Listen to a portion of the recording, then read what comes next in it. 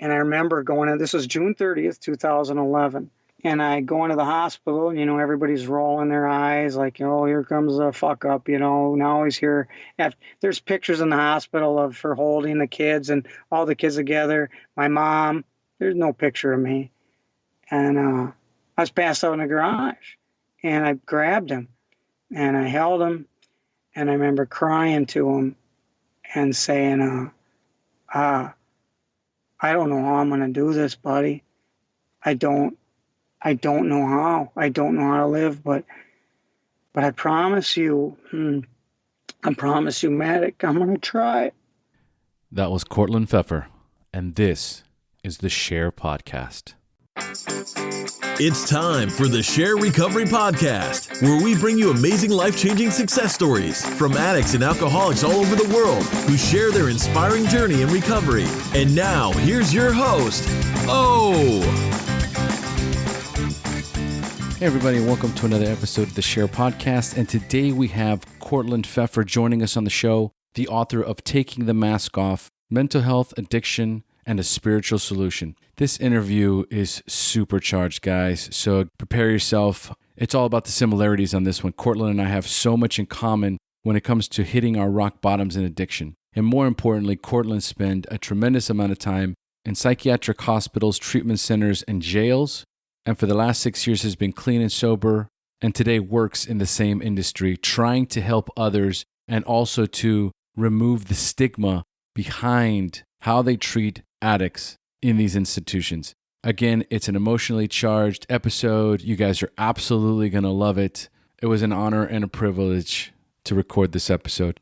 So let's dive into Cortland's story, but first, let's share a few iTunes reviews. And the first one is from Mark Rickert, and Mark writes, Omar puts his heart into each podcast and secures amazing guests. Thanks for helping others in the sobriety community. Now, Mark has a new podcast coming up. It's called Soaring in Sobriety. I'm going to be interviewing him as well, and I'm also going to be on his show. So guys, stay tuned for my interview with Mark Rickert. And the next iTunes review is from, I think it says CRL Douglas. I'm assuming it's Carl Douglas. Found you through Dopey Podcast. The Dopey fans are solid, I got to tell you. Love all your interesting guests, great inspirational stories, raw, gritty, ripe at times. I like it. Man, that's how we roll. Definitely not as raw and gritty as the Dopey Podcast. But at the same time, it's real and it is raw. And today's episode is one of those episodes. We get completely vulnerable. And as far as I'm concerned, that's what allows addicts and alcoholics the opportunity to share openly and get clean and sober. Because when you hear somebody else completely get butt naked honest in front of the world, how can you not be inspired to share your own story? So again, thanks for the great review. Now let's move on to the show.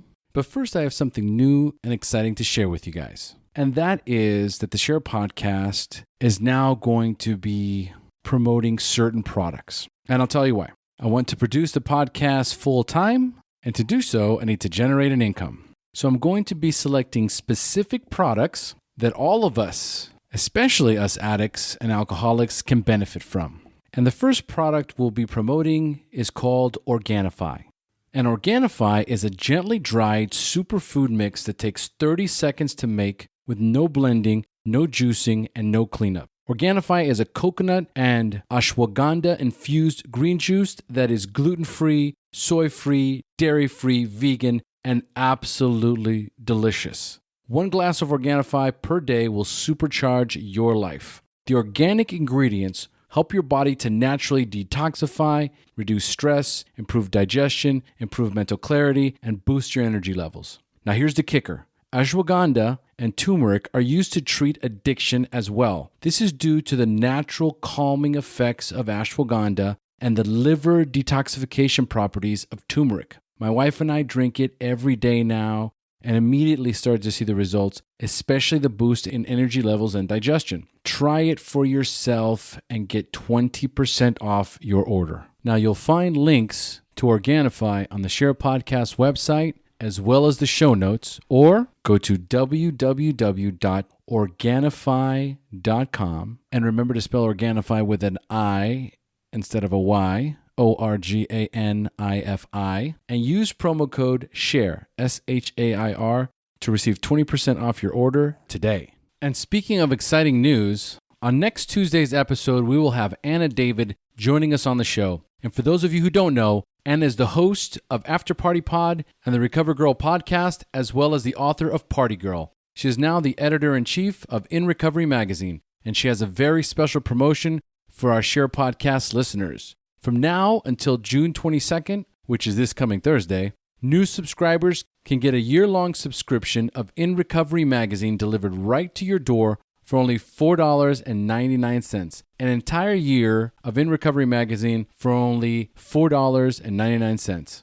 I will have a link to the discounted subscription rate on the Facebook private group and Facebook fan page, or you can just email me at o@thesharepodcast.com and I will email you the link. Once you subscribe, then just send me an email or just post on the Facebook fan page or private group that you've already subscribed, and I'll put you into a raffle where you can win a signed copy of Anna's best-selling book, Party Girl. So now a quick message from Transitions Daily and on to the show.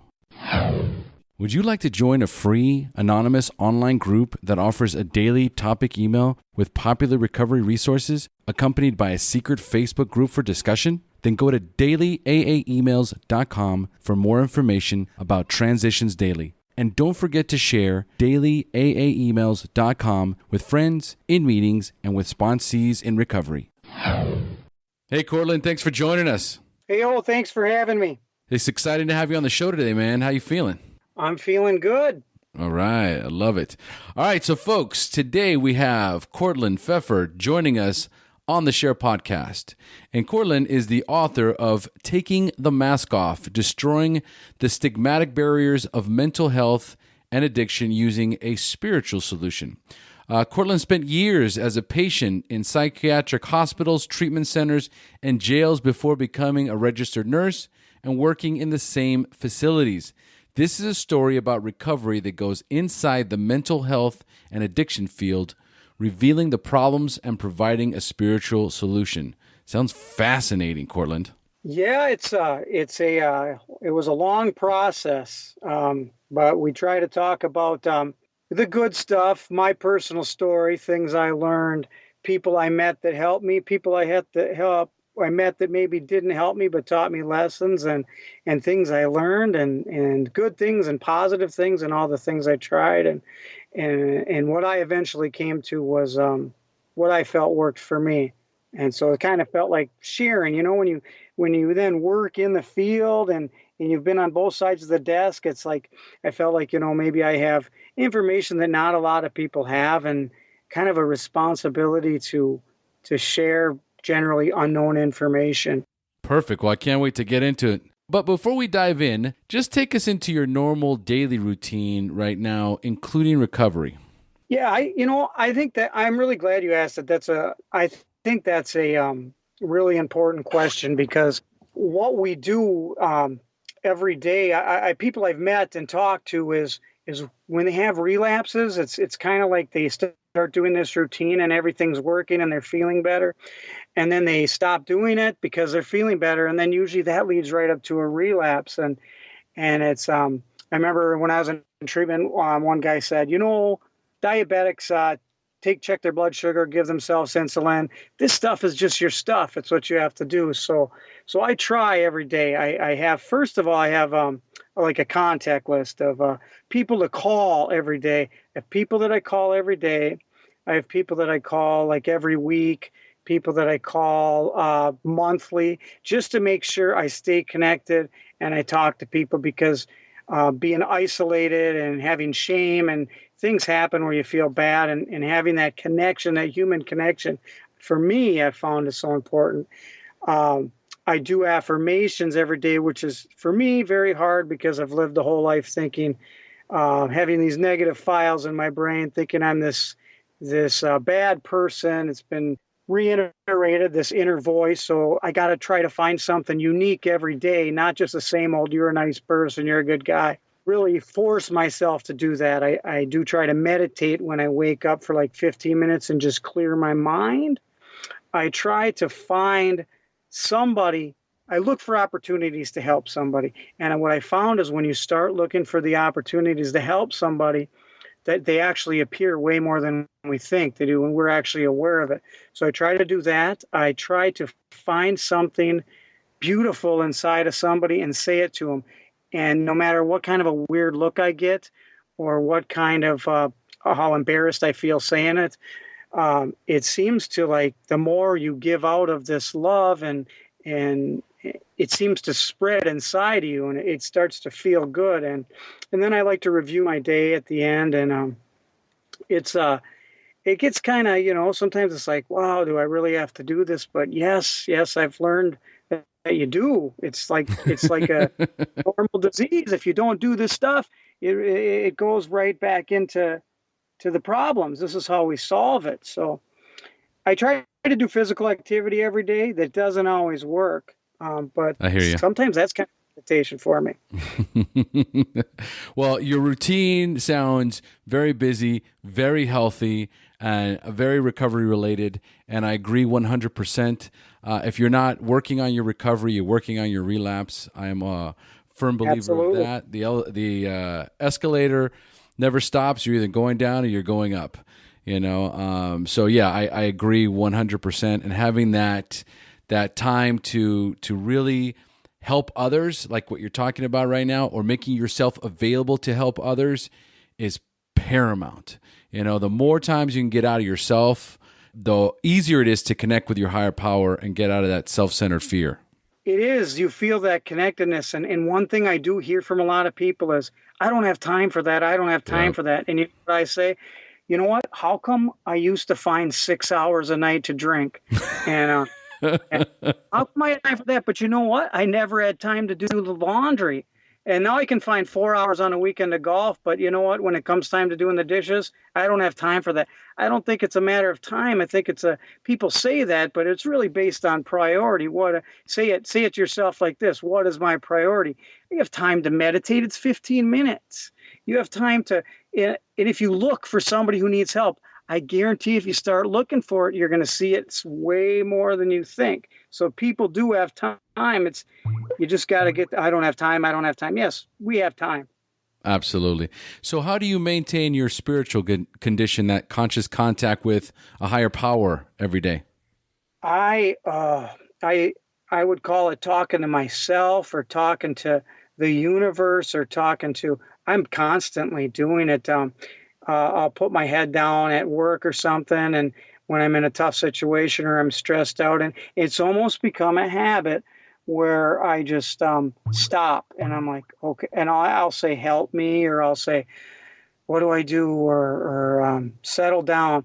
I don't ask for anything. I just try to listen and try to talk. And I have found, now this is not the same for everybody. This is just for me. It works for me. If I'm able to silence my mind and the noise that comes in my head, because all that is from other people and from my past and society and whatever people told me when I was younger. If I can silence that noise, the truth comes in and it tells you what to do. And I think you know what the truth is simply by the way it feels. When you know what's right, you feel it. It feels different. That's how you know. So, and I'm constantly, some people might think I'm a wacko, but sometimes I will just stop and, I'll put my hand on my nail, say, come on.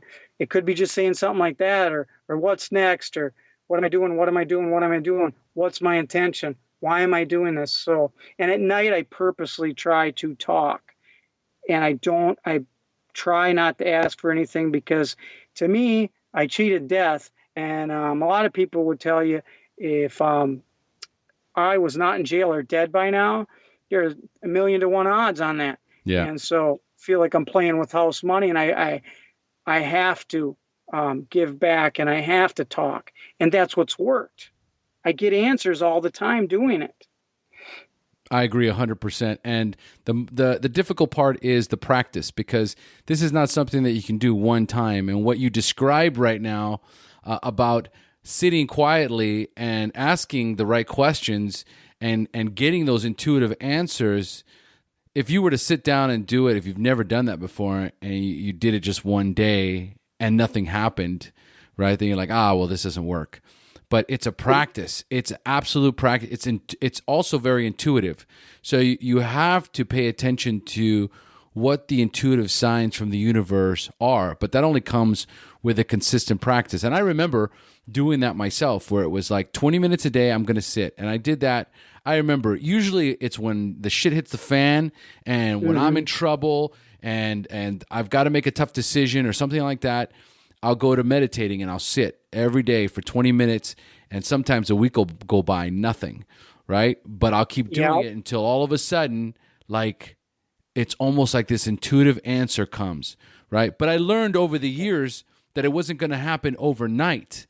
And I've also learned that if I stay consistent and I do it more regularly, then it's easier to connect with the universe. But when things are good, it's like all of a sudden I don't have time for shit, like you say. Yeah, things are going well, so I don't need to do that. And I think I agree with you 1,000%. When I first, I'm anxious by nature, trauma. I'm just like, I'm going to sit down and listen to this negative shit about myself. No way, man. And it didn't work. And sometimes it made me more depressed. But like you said, with the practice, I think of it as like riding a bike. The first time you ride a bike, you fall down, you get back up, and you do it more. And all of a sudden, it starts to happen. And it's really about erasing the negative thoughts start coming and more positive thoughts start coming in. And it's like, I've realized that all the voices and the inner, the words you hear about yourself, they aren't even yours. They're not even real. There's stuff that has been said. And then all of a sudden you get to this inner voice that's your own. And you're the one that's connected with the universe. And it takes consistency and practice. And when people say, I don't have time for that, I say, well, you wake up at 6 and you take a shower. You can't wake up at 5:45 or 5:30. I mean, it's really, it's essential, I think. Yes. It's essential. Absolutely. Absolutely. All right. So before we get too wrapped up on that, because we could spend a couple hours on that. Tell me, Cortland, how old were you the first time you drank or used drugs? And more importantly, how did they make you feel? Oh, man, I think, I started late, actually, because my grandma was alcoholic and my mom grew up telling me how bad it was. And I was scared. And I don't really remember, the date, but my addiction started long before I had my first drink. I was masking my emotions and not wanting to talk about things. But I remember the first time I drank and I was drunk and I thought to myself, this is exact words I said, holy shit, this is why everybody does this. I was like, well, I didn't stop after that. It was like all this fear, all this anxiety, all this falseness I knew intrinsically that I had been living was gone.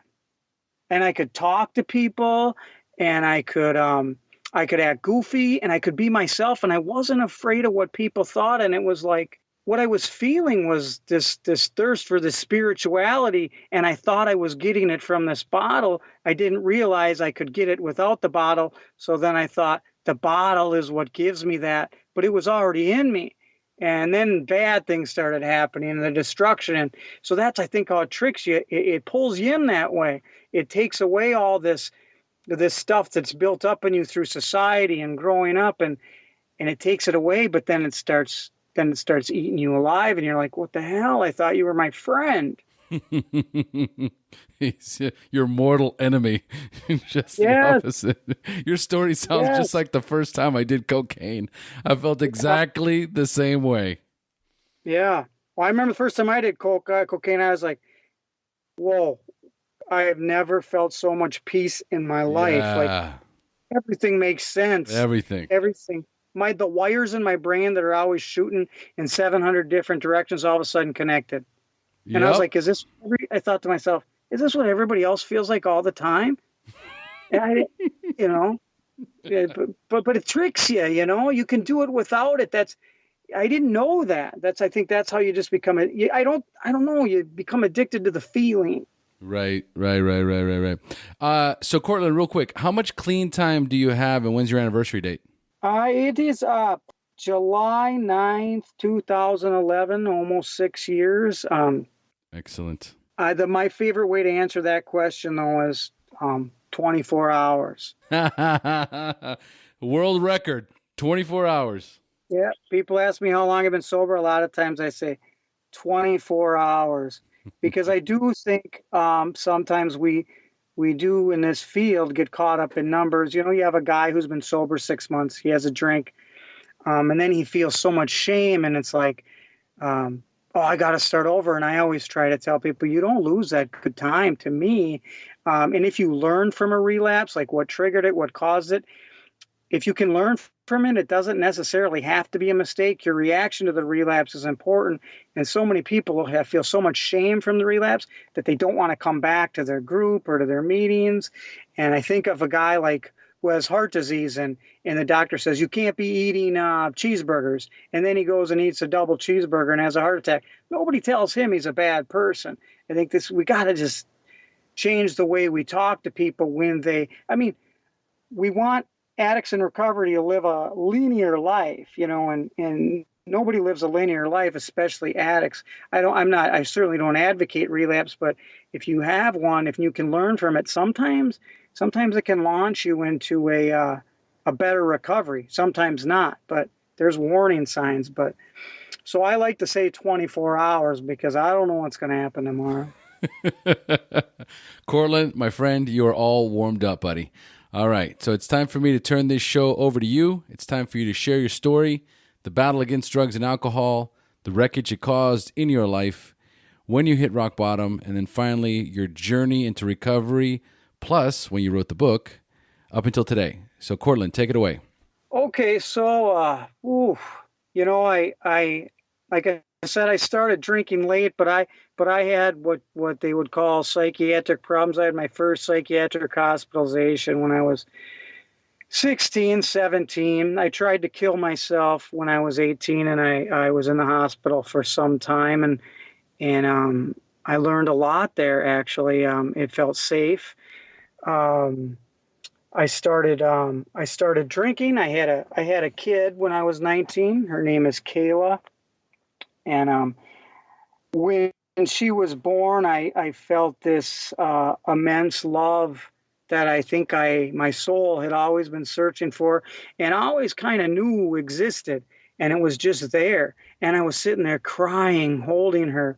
And for one time in my life, I didn't give a shit what anybody thought. I was holding this little girl and crying. I was like, this is what life is about. And she got taken away from me.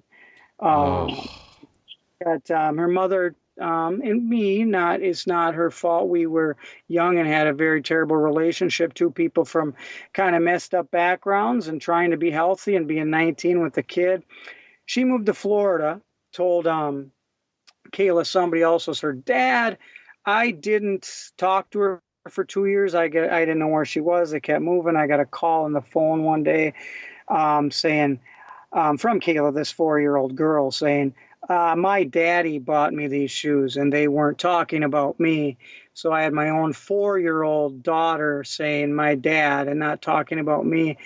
And they were laughing in the background. I dropped the phone and I was dead.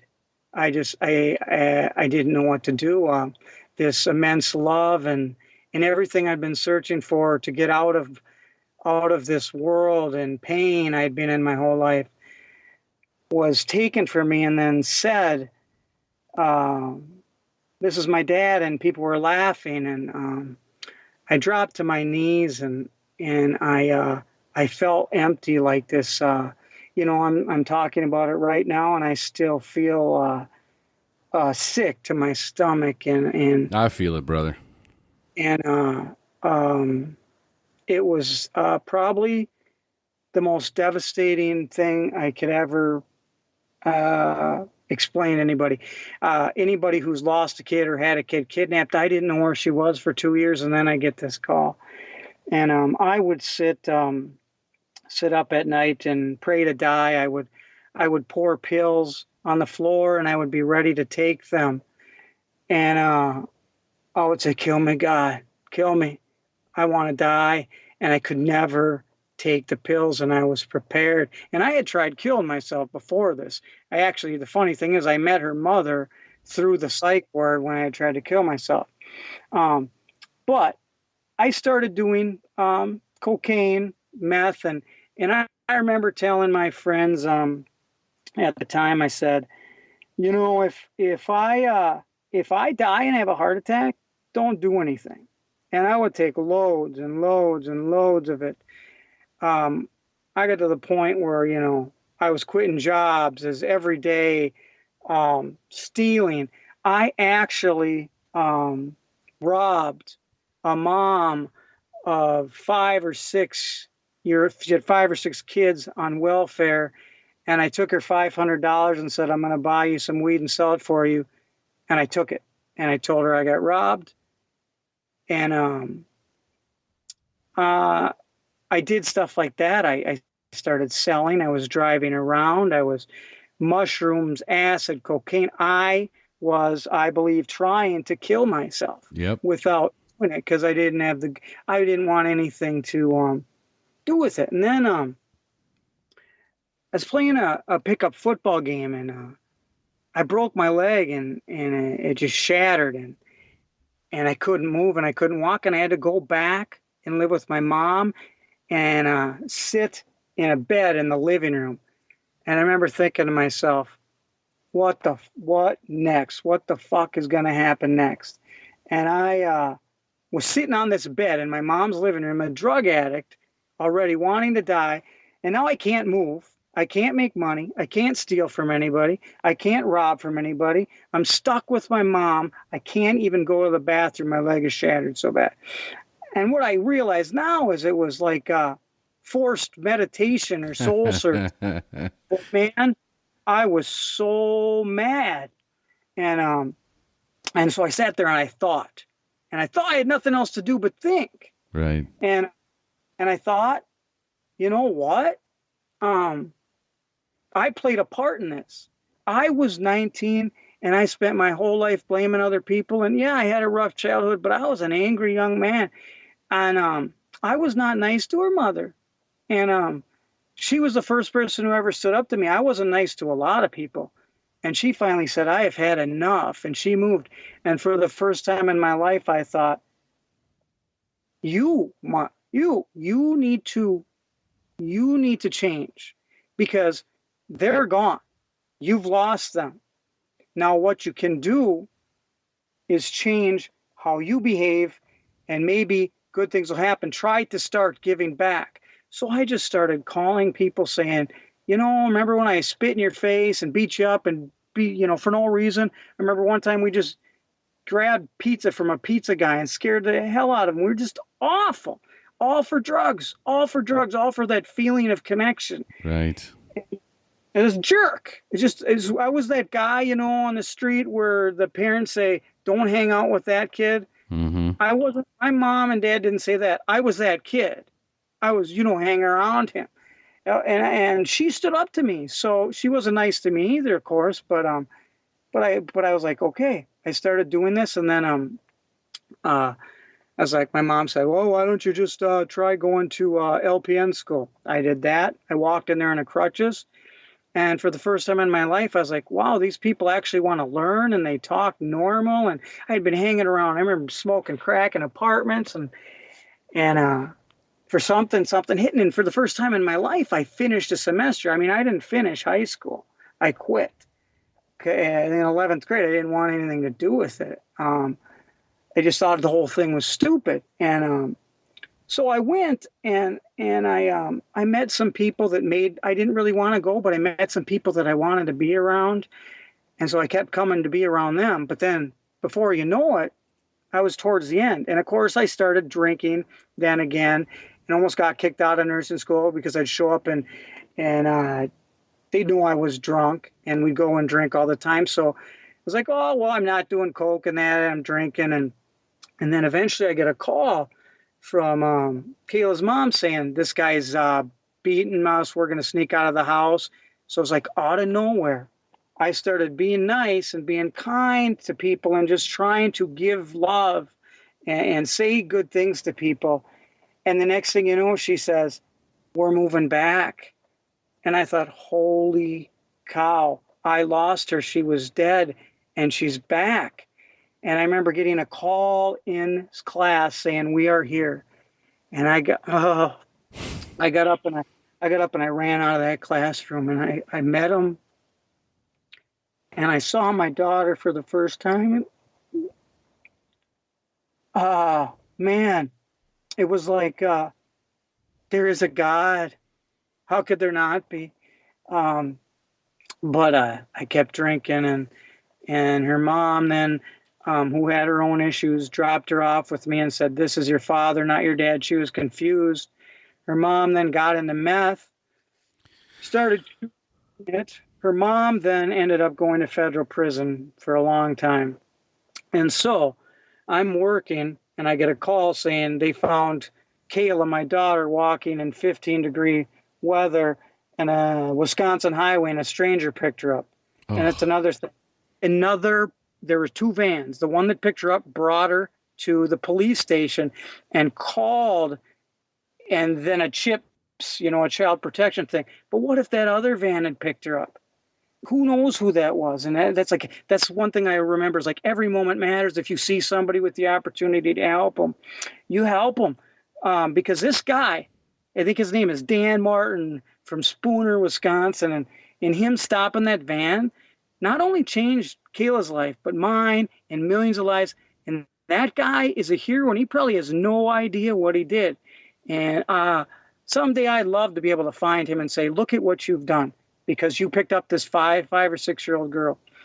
And then there's a big custody case and all this. And all of a sudden, 2 years ago, I don't have this girl, and I'm desperate, ready to die. All of a sudden, I have full custody of her. What in the hell? And her mom then, of course, went to federal prison. And I kept, and then I met Jenny, who I got married to, and she kind of took over, and I took that as okay. I was 24 years old, 25, trying to raise her, and I started drinking more and more and more and more and more. And I got jobs, and I kept thinking, look, I work, I make plenty of money. And then I went to RN school and finished that in like a year, self-study. I thought, I'm not a drunk. There's nothing wrong with me. I got this job as a supervisor, and I'm like, I'm making, plenty of money. We had a 4-bedroom, 3-bathroom house, Mercedes and a BMW. And I thought, look at me, and I was living this American dream. And I realized, why the hell am I still so depressed? Because I was living for everybody else. I was doing what everybody else wanted me to do. I felt a falseness about it, a fakeness about it. And I kept drinking and drinking and drinking. And I had this friend, Joe, who was my best friend. And we were similar. We were always similar stories. But he would always go to jail and call me and I'd come bail him out. The difference between me and him is he had less money, so he would stay in jail. I would go see doctors that would help me, and he wouldn't, because he didn't have the resources. So we really had a connection, and he stayed with us, but I was trying to slow down on the drinking, and he would come around, and we eventually said, Joe, you gotta leave. And first time I did that to him, he went to jail again. He didn't call me. He always called me when he was trouble. I was always the one he called. I got an email after we kicked him out 2 weeks later, and he had hung himself. Oh. And he dead. And so me drinking and all this and guilt and everything, and I kicked my best friend out of my house, who I was trying to help. One thing I'll never forget, when he came with us, he ate this plate of spaghetti, and he thought, this is the best meal I've ever had. And I thought to myself, I eat this every night, and this is special to him. This is bullshit. He's a better man than me. And he was dead. And I felt responsible. And although I was already an alcoholic and an addict, and this sent me on a year-long binge. I had, at this point, a 1-year-old girl, and I would watch her, and I would be hammered. I drank and drove. I got caught once, should have got caught 100 times. I would hide bottles in her dirty diapers so the mom didn't find them. I manipulated. I tore everybody apart. My family, my best friends, people who supported me. I used them because all I wanted was that feeling, and I felt like, why does nobody want me to have that feeling? Because that makes me feel connected, and my fear goes away. And instead, everybody sees this sociopathic jerk, and nobody really reached out, and you get called names and shamed, and that makes you feel worse. And then you drink, and you do these things, and on top of all your other shit, now you got the stuff you did the night before, and the regrets, and the not coming home. And I'll remember my 1-year-old girl saying, "Will you put that bottle down, Daddy?" And I couldn't. And then, I always wanted a son. And all of a sudden, my wife couldn't get pregnant, and she got pregnant, and it was a boy. And I was like, oh, okay, so this is like 6 months after Joe died. And I thought, this is it. It's my chance. It's what I've always wanted. And, 10 days before she's ready going to labor, I'm sitting there. I have a tape of me just hammered, drinking. She could go into labor at any time. And it was all fake. And then people would come over and we'd talk to them, and we would pretend. It was just this big false persona. And it made me sick. And I was like, and then she says she's going into labor. And this is my dream to have this son for some reason. And I'm having one. And the first thought I have is, she cannot be serious. I hope this isn't real, because I want to drink. And everybody said, you're going to be drunk when she goes in labor, and I wasn't. But then the next morning, I go golfing, and I'm going to go visit him, and I stop in and have a drink, and I have another, and the next thing I know is I missed the first 3 days of his life in the hospital, and I was passed in the garage. Had some garage, and I remember going in. This was June 30th, 2011. Now, and I go into the hospital. Everybody's rolling their eyes, like, here comes the fuck up. Now he's here. There's pictures in the hospital of her holding the kids and all the kids together. My mom. There's no picture of me, and I was passed out in the garage, and I grabbed him, and I held him. And I remember crying to him and saying, I don't know how I'm going to do this, buddy. I don't know how. I don't know how to live, but I promise you, Matic, I'm going to try. And I'm going to do my best. And I don't know if I can do it. And some kind of feeling came over me. My girlfriend now, Bree, would explain it when I was telling it to her. She said, like a tidal wave. I can't explain it any better than that. Something came over me where it's like, I've never been able to do this, and I know it's going to be hard, but for some reason, I was like going to fight this monster that I had no chance of winning. And I was like, I think I'm going to do it. And I held him, and I cried, and I was whispering in his ear, and I was crying. I said, Matic, we're going to be born together. I'm going to do it. And I know nobody thinks I can. And then, of course, a week later was July 9th at this golf tournament, and I was nervous as hell. And 6th hole, I stopped in and had a drink and passed out again. And that was it. That was the last time I had a drink. And I remember treatment thinking, I'm bad. I'm a jerk. I'm a bad person. And I went on a rant. I didn't even want to go to treatment. I said, I'm not as bad as those guys. I said, okay, I'll go one time. Showed up 15 minutes late. I'm a bad person. I've been sober 14 days now, which is the longest I had ever been sober was 24 days. And that was so hard because it was just fighting every day. And I said, I'm bad, man. We're just bad people. We're bad people. We're all jerks. What are you doing trying to help us? And Mary, the counselor, said, I think it's time for the video. And she put in a video of this Dr. David Holmes, and he explained alcoholism and said, you don't get drunk every time. You just, once you can't predict whether you're going to be up all night or not. And I thought to myself for the first time, holy shit, I'm an alcoholic. I'm an alcoholic.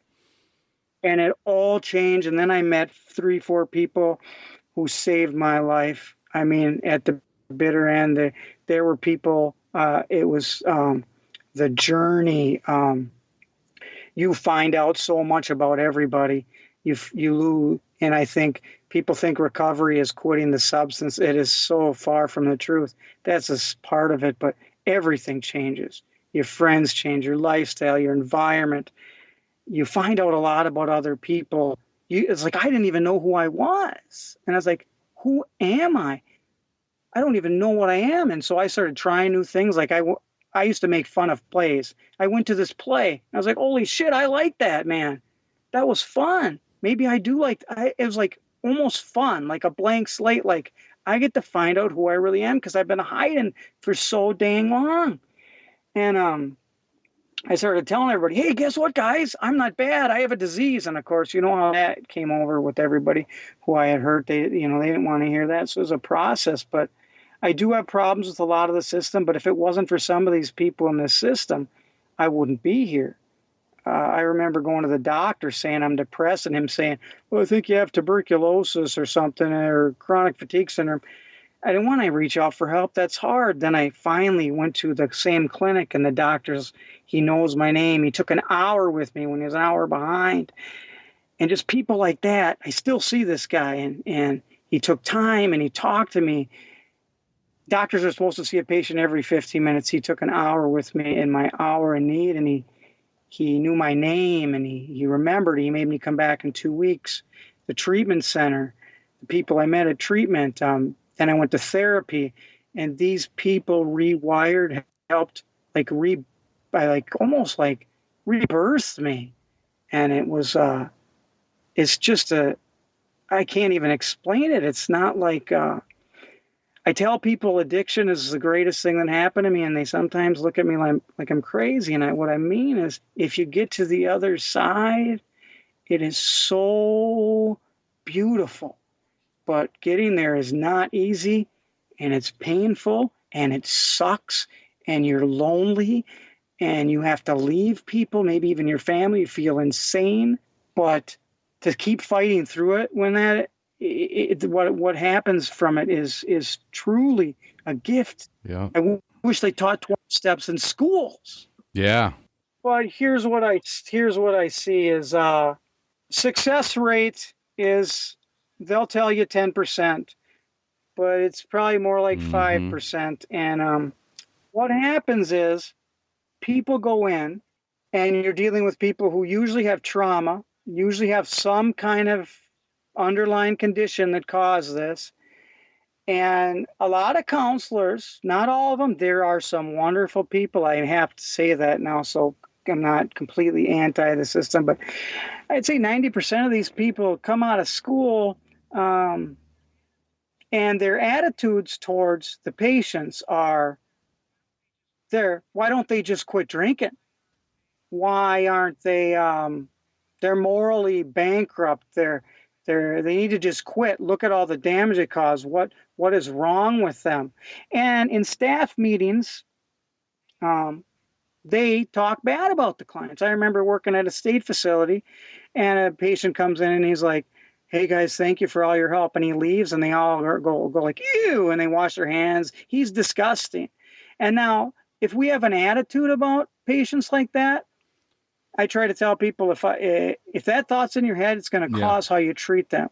Now, if I meet you and somebody says, "Oh, he's a sociopath," I'm going to think, every time you say something nice, I'm going to say, he's manipulating me. And if you do something mean, I'll say, see, because the thought's already in my head. But if they say, "Oh, he's a nice guy," every time you do a nice thing, I think, yeah, see, he's a nice guy. We get biased by other people's opinions and charts. And so if it gets written in a chart, this guy's an addict, it just gets copy and pasted, copy. Nobody ever looks underneath. And so then they don't recover. And a lot of people say, well, they weren't ready. It's like blaming the victim. And see, so what other business could succeed at a 5% success rate and continue to maintain the way they do things? You have people that aren't really well trained. Now, some people are, but you're told if somebody builds relationships with these clients, a lot of times they're told you have boundary issues. Well, I remember one patient getting in trouble for giving a high five, or a staffer high-fiving a patient. This was a patient who probably hadn't been hugged in 15 years. And so I said, why the hell can't we high-five them? It's probably the only human touch they've gotten in 15 years. A lot of them didn't have, people will tell you trauma 70%, 60%, but in 24 years of being and doing this, I have never met one person who did not have a trauma of some sort. And that's not a study, that's reading charts and getting to know people for 24 years. And I remember recently looking at somebody's chart and it said, trauma history. The doctor wrote, this is a 25-year psychiatrist wrote, no trauma. Then underneath it, he writes, brother killed himself, husband killed himself, daughter's dead. And I thought, no trauma history. This is like that just for 25 years. And there's this thing now coming out called trauma-informed care, where we treat everybody who walks through that building like they've been through trauma. If I treat you like an addict, what's one thing? If I treat you like a victim, a trauma victim that needs help, I'm going to treat you differently. But what happens is there's people who really try to help, and they're the minority, and they get ostracized, and they get pushed out of the field, and they're kind of the odd ones, and they get burnt out. And they're the ones who should be leading the field, and they're leaving. And so I don't think it's the addiction that has a hard time overcoming. It's the system. And nobody if we had a cancer drug that worked 5% of the time and made people sicker, we would throw it out. But we have a system that works 5% of the time. And you know what we do? Keep doing it. And if it doesn't work, we blame the customer, the victim. So it's kind of, and people are making money off this. Some of these treatment centers charge $8,400 a month. And they can say, well, the recidivism rate is so high, people keep coming back because what we're doing is wrong. We're not treating the issue. We're treating the behavior. We're not looking behind the behavior. Because it's easy. You see somebody acting like like I did. It would be very hard for somebody to say, hey, actually, he's a nice guy. Nobody ever did that. But the people that did, I would say they were my psychological life support, and I'd be dead without them. My brother, my friend James, they loved me unconditionally and hugged me when everybody else was kicking. And I call that like psychological life support. When you hug when everybody else is kicking, you save people's lives and you don't know it. It's so powerful, man. It's so absolutely powerful. I couldn't agree with you more. But again, I've never been part of that system. I didn't have the luxury of treatment when I got clean. I had Narcotics Anonymous. So if I didn't show up to a meeting, I was on my own.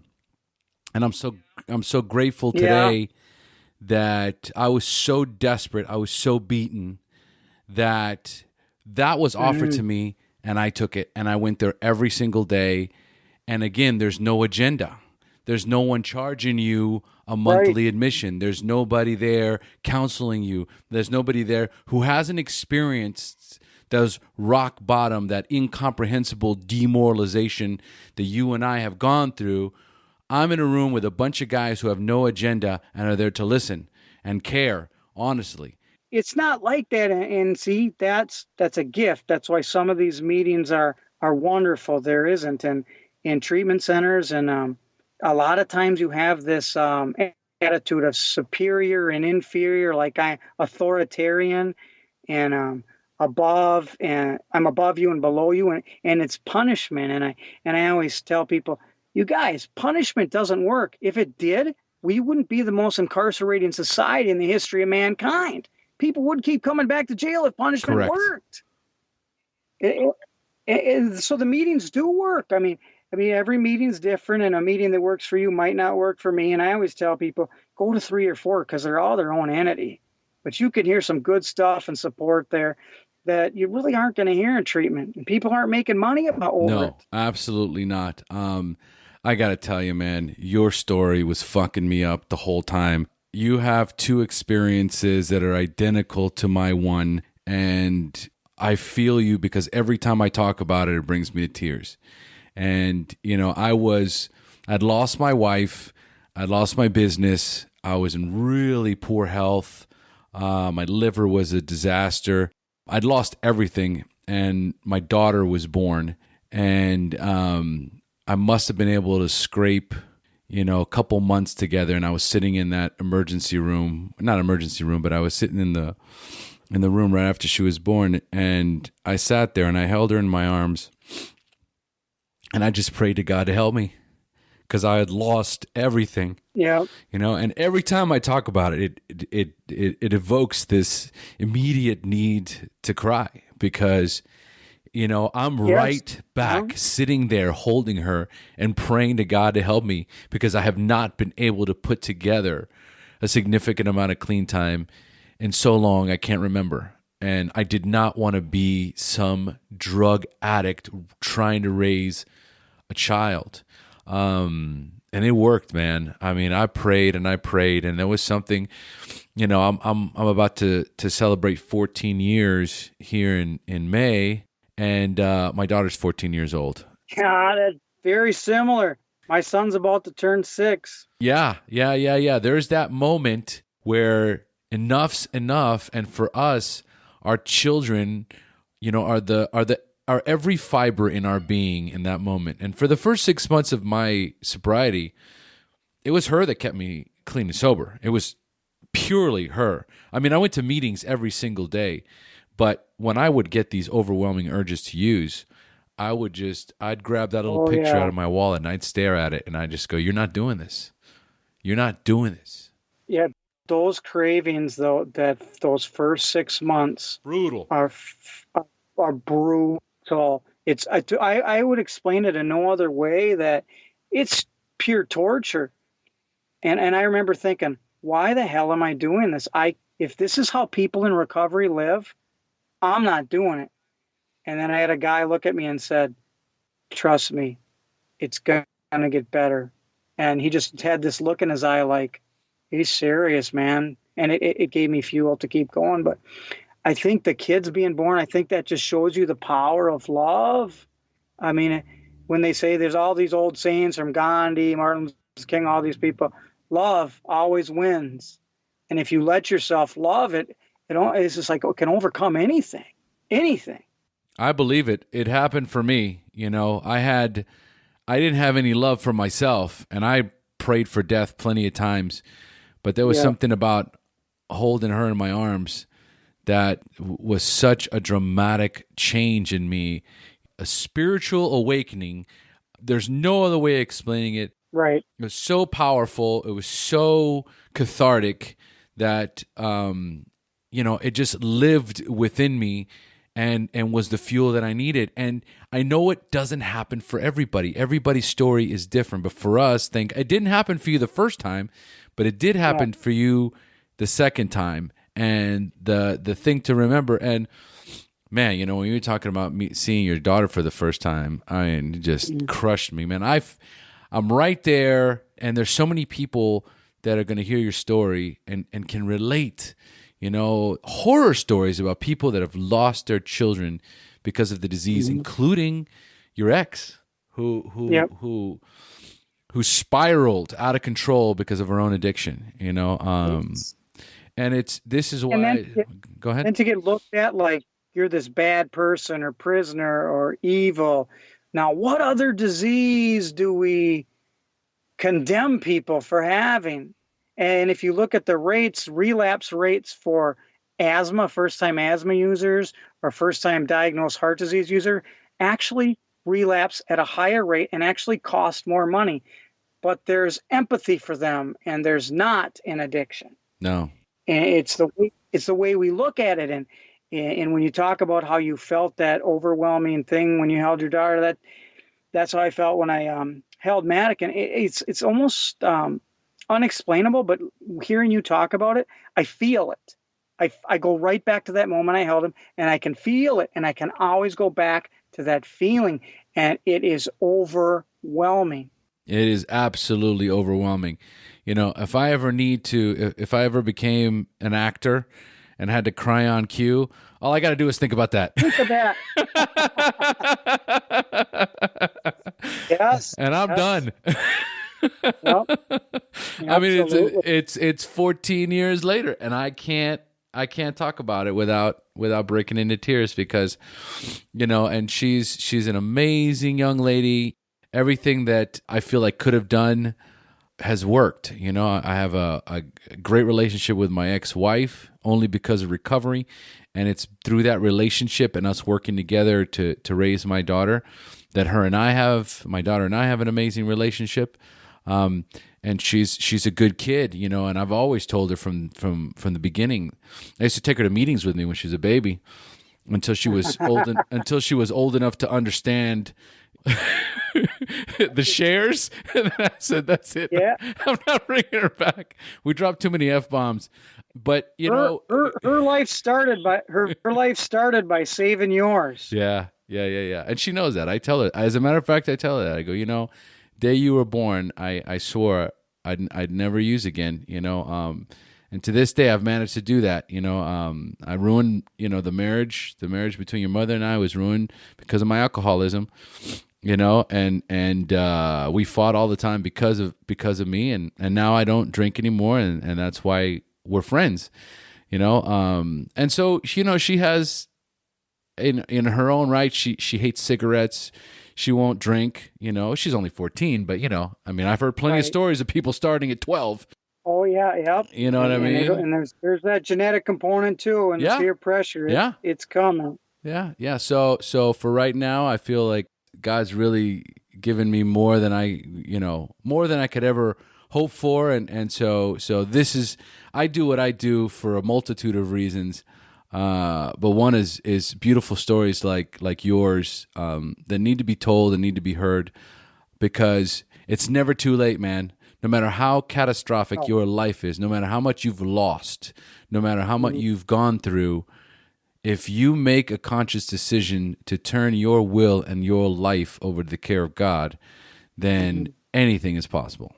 Yeah, my dad once told me, if you've done a perfect third step in the morning, you have nothing to worry about, do you? And I'll always remember that. And it's just, it's like you said you were, you know, liver problems and everything. You mean, you were on your deathbed, you faced death. And so it's like, you see life in a different way when you come back from that. You just, things seem different. I see birds flying and I think of how beautiful it is. Before I would have been like, look at that stupid bird. I used to hate the birds because they'd remind me that I'd been up all night. Right. Yeah. But now it's like, now I think to myself, isn't that magical that they have wings and they know where to go? And look at how the universe works together. And sometimes my girlfriend looks at me like, oh my God, here we go again. But it's like, I was talking to her yesterday on the couch. I said, just look outside, how beautiful it is. I said, it's just beautiful. She's like, okay. Because I ain't getting in that mode, you know. Well, I'll tell you what, man, there's no need to ever get off that mode. Gratitude is the world's most amazing alchemy. Yes. And sometimes it's hard to find things to be thankful for if you're in that bad mood, but you look for them. I think there's enough good if you're looking for it. It's like a whole shift in your soul and your mindset. And it's like you become this person that you always were, that you hid from. It's like being reborn and seeing life again, how you were supposed to see it. And when you talked about losing everything, I remember when I was in the hospital, I was like, I'm thinking to myself, I lost my nursing license. I lost this house. I lost these cars. I lost everything. And I thought to myself, how come I've never felt so free. And I just had this peace overcome me. And I was like, I never wanted any of that stuff. That's not what life's about. Life's about spending time with your kids and loving them and having fun and enjoying every moment. And I remember another one of my friends who died, and we were at his funeral back when I was drinking, and we're all going around the bar telling stories about him. And I said, I never heard any of these stories, and you never heard any of mine. And why didn't we say any of this stuff while he was alive? And he never heard it. And I said, at that point, I was still drinking, but I said, from now on, if I see anything good about somebody, I'm going to say it, because you never know when somebody's going to go. And you pick up on these lessons along the way. And sure, I picked up on that one when I was drinking, but I still hold it. And if I see something in somebody, I say, you know what? I see this in you. And sometimes they, think you're a wacko, but I don't care. At first, my face would get red and I'd feel embarrassed. But it feels good. It's like the more love you give, the more you get. And when I lost everything, I felt this kind of like, wow, I'm free. I'm free from all this stuff, and I can actually do whatever I want. Life is now a blank piece of paper. I thought, well, I don't want to do RN. But you know what? Everything ended up, going through the courts and everything. I lost the house, got divorced and everything, which is probably a good thing. There's too much damage done. And now I'm happier than I've ever been. And nothing's perfect though. Recovery isn't. You take 3 steps forward, 2 steps back. I have some pretty shitty days, weeks, bad months, but life's not linear. But you learn, you just remember these good things and what life's about, and it pulls you through. There's no question about it, man. That's absolutely 100% true. And if more people just could get on board with that mindset, then it's so easy to be able to shift into gratitude, almost immediately when those negative thoughts come in, man. Because the reality is that we focus so much of our attention on trivial bullshit that a year from now you're not going to remember. But what's important is those special moments that you have with your family, like you were saying, those special moments with your family. It took me many years to figure that one out, chasing that mighty dollar. And then all of a sudden, one day you realize that it's all bullshit, and all the money in the world could never give you the time back with your family, watching your kids grow, spending time with them as they change, being their mentors, being their listening board, their sounding board, walking them through life and being available and being present. Yes, and that's how you change the world. And if you look at kids, I think we could learn a lot from them. You can go buy them a $100 toy, and they're like, no, I want to play outside with you. I want your time. And you can teach them and show them the beauty and stop and show them. I admire my girlfriend, Bree, because she will, the super moon comes and I'm like, I'm going to bed. And she's like, no, everybody wake up. We got to watch it. She's fascinated by the little things, and she shows it to them, and the kids get to experience, and they're encouraged about all this, all these fascinating things in the world is. And they grow, then they continue to be curious. And you know what Einstein said is, intelligence isn't knowledge, it's curiosity. And to keep these curious and keep them alive. And it's just, it's really amazing, but it can be hard, because I think our brains are trained to remember negative. I think I read in one book 5-1. Like if you're walking for survival, like you're walking in the woods and you see a snake, you're going to remember that just for survival. But if you see a flower, you're not. So I tell people, if you think one negative thing, say 6 positive things to overcome that. And we're just genetically programmed to remember negative. And what I've learned is all the negative things that go on in my head, they didn't even come from me. They came from whoever else in my life. And I believed them to be true. Your brain doesn't even know what is true. So that's why I think affirmations are so important. Yes. True, genuine affirmations. Fill your head with knowledge and positive things. And if you're feeling shame, like you're a bad person, go do something kind that takes the shame right away. I feel like a jerk. Go walk a lady across the street. Shame is gone. Absolutely. Absolutely. All right. Well, listen, Cortland, we could do this again for a few Yeah, hours. yeah, This for is, hours, all night. I could talk about this stuff forever. I agree. I agree. All right, but we're going to start closing up. And the way I like to Okay. close up the show is for the newcomers. All right. So I'm going to ask you 5 questions about your early recovery, and I want you to respond with inspiring answers you can share with our newcomers. Are you ready? Yes. Awesome. All right. So number one, what was keeping you from getting clean or staying clean when you first got introduced to recovery? Fear. I wanted to feel that connection. I felt like I talked to people more, and I felt more bonded. And I thought, I don't know how I can do this. I wanted that feeling, and not knowing, and society, everywhere you go, there it is. There it is. There's not a lot of support. Fear. And the people you surround yourself, they say you're the average of the 5% of the people you surround yourself with. You're around a bunch of people saying, why'd you quit drinking, man? Why'd you quit drinking? You're fine. You're going to drink. But if you're around a bunch of people, hey, come on, you can do this. There's other ways. You got to be careful about your environment. And when you start recovery, you're going to lose some friends, and that's okay. You're going to gain more friends. And some people who you thought were acquaintances, everything changed. But I was afraid. I mean, there's still days I'm very afraid. I'm afraid to go talk to my boss and say, hey, I disagree. I mean, but you learn. Yep. And I love that quote, man. Jim Rohn, you are the average of the five people you spend the most amount of time with, period. It's true. It's absolutely true. You hang around with 5 alcoholics, you'll be the 6th. You hang around with 5 recovering addicts, you'll be the 6th. Absolutely. No question about it. I tell my daughter that all the time. And I'm like, Kayla, if you're in a room full of 5 people smoking crack, eventually you're going to be smoking crack because you're a weirdo if you're not. Reverse it the same way. Watch who you hang around. And if you're recovering and your environment's not changing, you're not recovering. Absolutely. All right. So number 2, at what point did you have that spiritual awakening, that aha moment in recovery when you accepted that you were powerless over drugs and alcohol, but for the first time had developed the hope that you could recover? I'd say like when I was holding Matic, and I thought, man, how am I going to do this?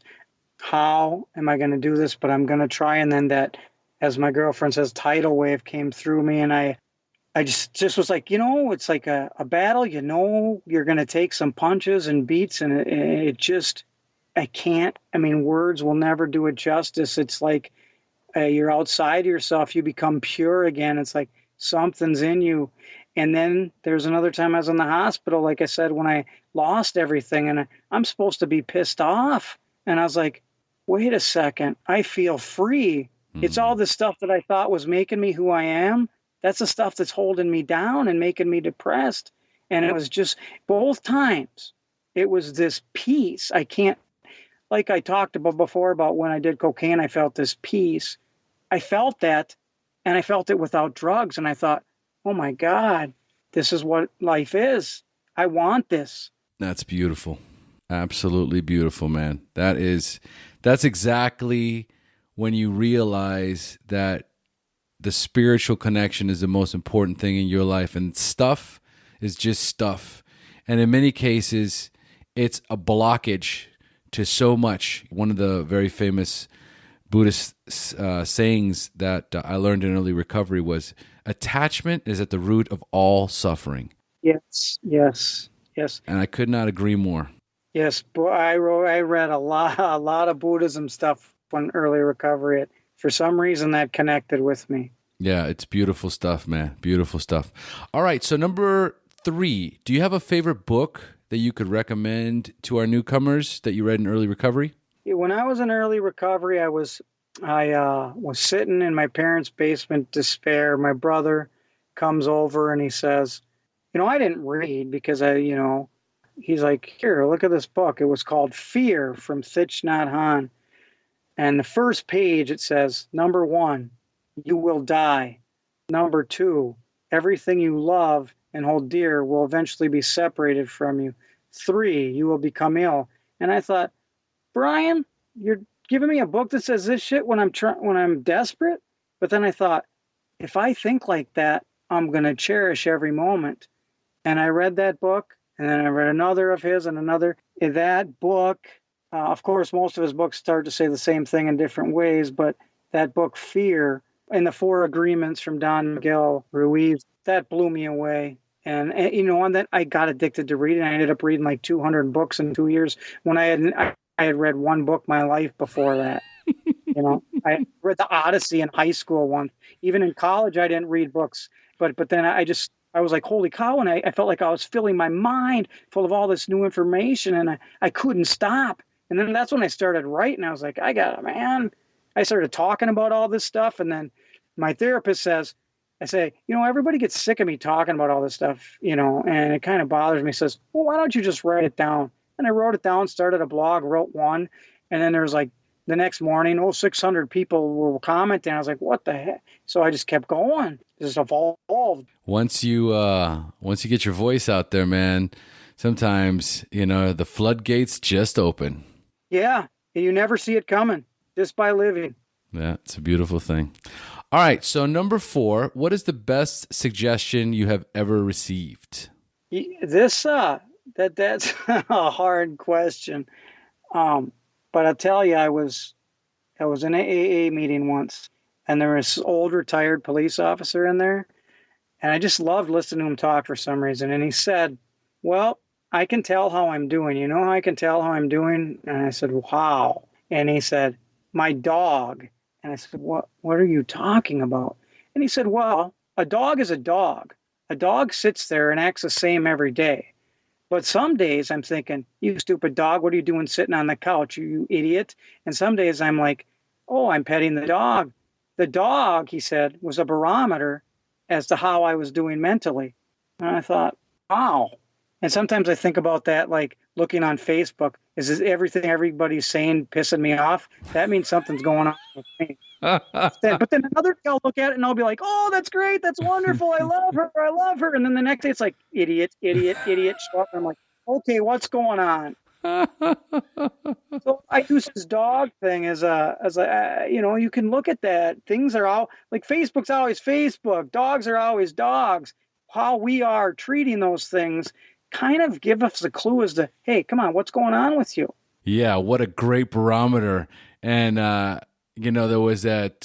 was one saying that was, if you're walking down the street and you run into an asshole, then that person might be an asshole.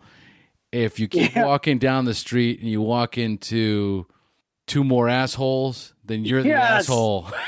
I love it. I have not heard that. I love that. I'm going to use that.